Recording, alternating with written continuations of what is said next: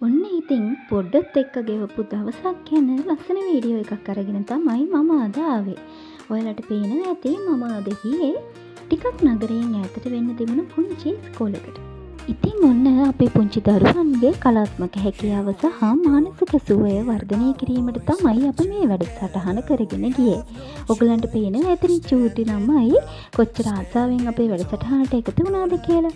මුලින්ම අපි කරේ මෙන්න මේ විදිහට එයාලගේ අත්වල තීන්ත ගාලා ඉවර වෙලා ලස්සන ගහක් අඳින්න අපි දුන්නා. Side by side, hand in hand, we gonna take our stand. One team, one dream, we will win, we will scream, stand together, strong and united, sing it loud, hey, hey, hey, check the rise up, oh, oh, oh, oh, oh, oh.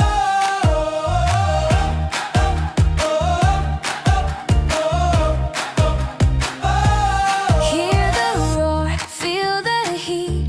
We're right here, we පාට පුංචි අත්වල ගාගෙන ඇවිල්ලා මෙන්න මේ විදිහට අපි ලස්සන ගහක් නිර්මාණය කළා.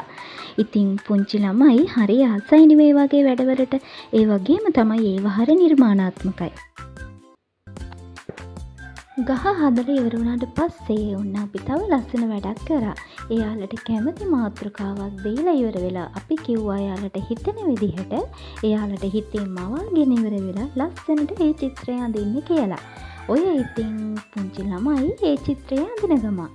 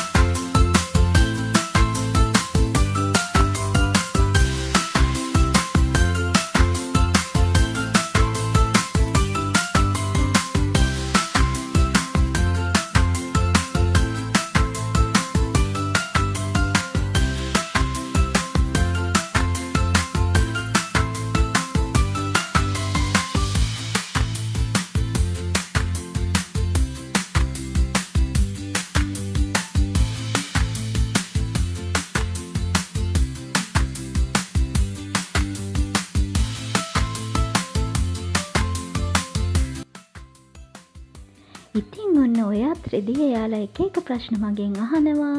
නොදන්න දේවල් පාට කරන්න කොහොමද කියලා අහනවා.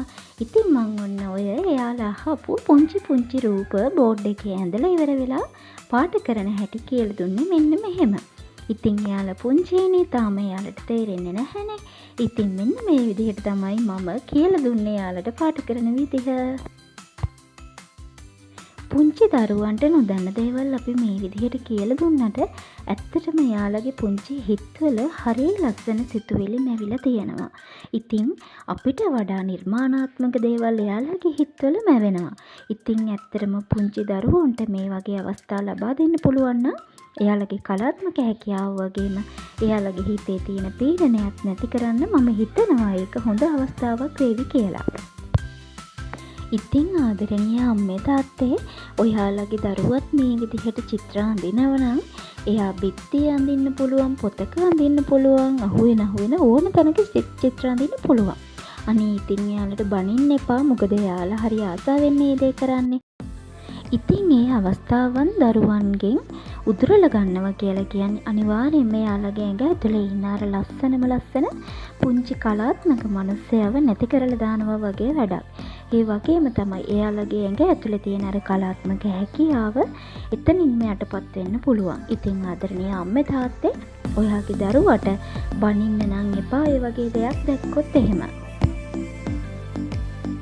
මෙන්න මේ විදිහට තමයි අපි පුංචි දරුවෝ එක්ක ලස්සනම ලස්සන දවස ගත කරේ. මේ ඔයාලට පේන්නේ ඒකේ ලස්සනම ලස්සන මොහොතවල් ටිකක්. පේනවනේ අපි ඉතින් එයාලා ඇඳපු චිත්‍ර ඔක්කොම එයාලගේ පන්තියේ ඉස්සරහ ගහලා ඉවර වෙලා එයාට ලස්සන බලන්න දුන්නා. පේනවනේ හැමෝම හරි ආසාවෙන් ඉන්න හැටි. ඉතින් ඔන්න ඔය විදිහට ලස්සන ලස්සන චිත්‍ර ගොඩාක් අපිට හම්බුණා එයාලා ඇඳපු ඒවා. ඉතින් ඔයාලට මේ චිත්‍ර දැක්කහම මොකද හිතෙන්නේ කියලා අනිවාර්යෙන්ම කමෙන්ට් එකක් දාගෙන යන්න. ඔයා මගේ channel එකට අලුත් නම් අනිවාර්යෙන්ම subscribe කරන්න අමතක කරන්න එපා. පුංචි පැටවු එක්ක සතුටින් ගත කරපු ලස්සනම දවස මේ විදිහට ඉවර වුණා. ගිහින් එන්නම්.